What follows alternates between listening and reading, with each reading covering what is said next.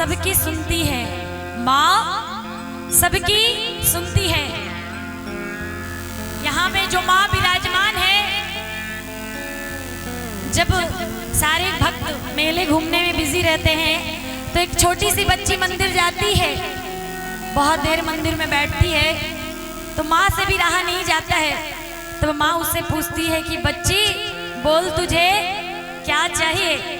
बड़ी प्यारी सी रचना है, जरा शांति से सुनिएगा, उसके बाद झूमेंगे, नाचेंगे, महामाई को मनाएंगे। चलिए एक भक्त बड़ी प्यारी सी हाजिरी कहना है क्या।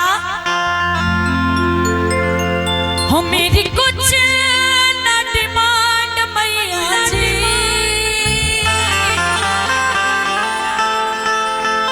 हो मेरी कुछ ना डिमांड मैया जी।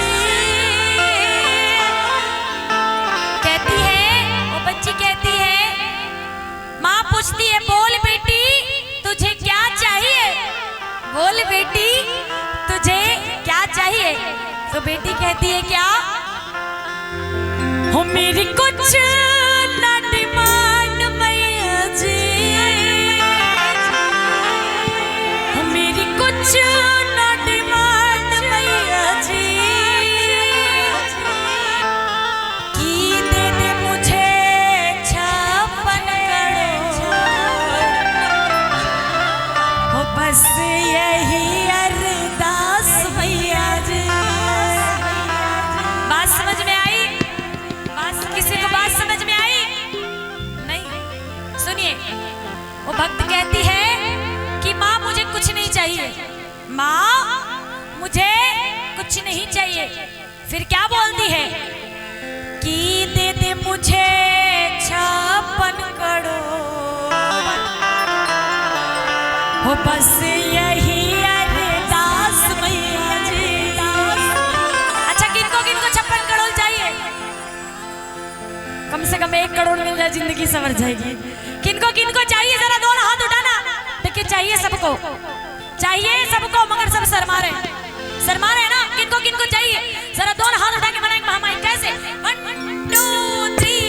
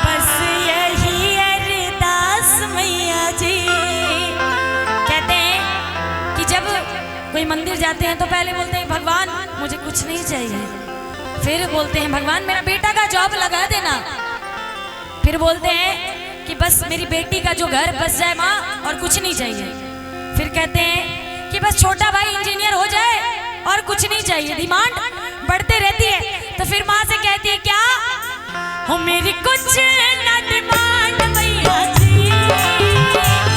मेरी कुछ न डिमांड मैया जी, कि कोठी बड़ी बड़ी बड़ी दे दो बस यही अरदास मैया जी, कि कोठी बड़ी बड़ी बड़ी दे दो बस यही अरदास मैया जी।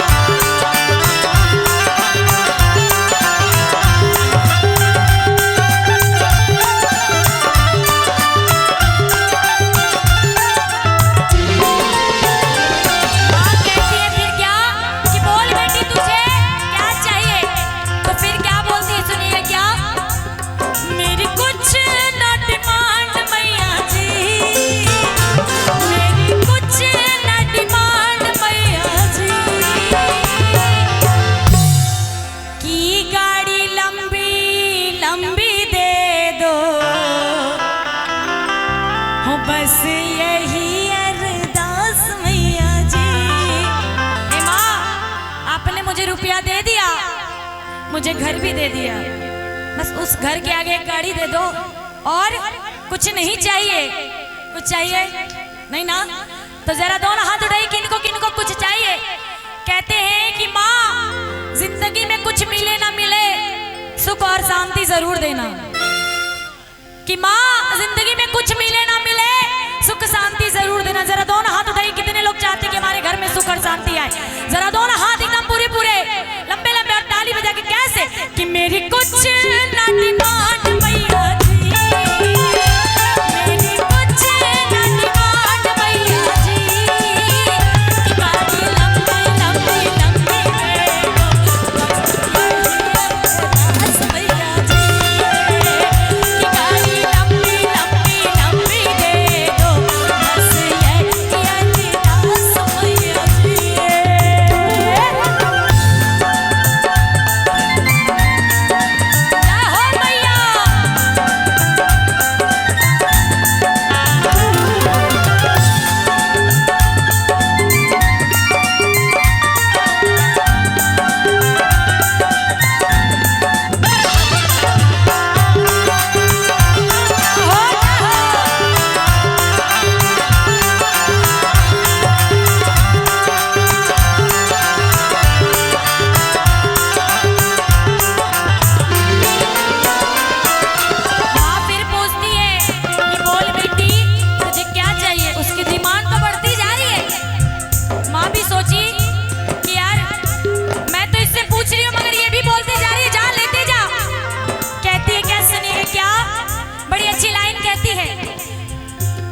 मेरी कुछ न डिमांड मैया जी, मेरी कुछ न डिमांड मैया जी,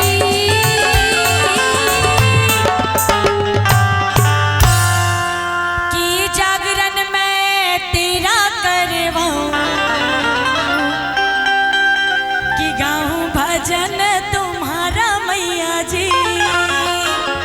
कहती है कि माँ, कि उस बंगले का मैं क्या करूंगी और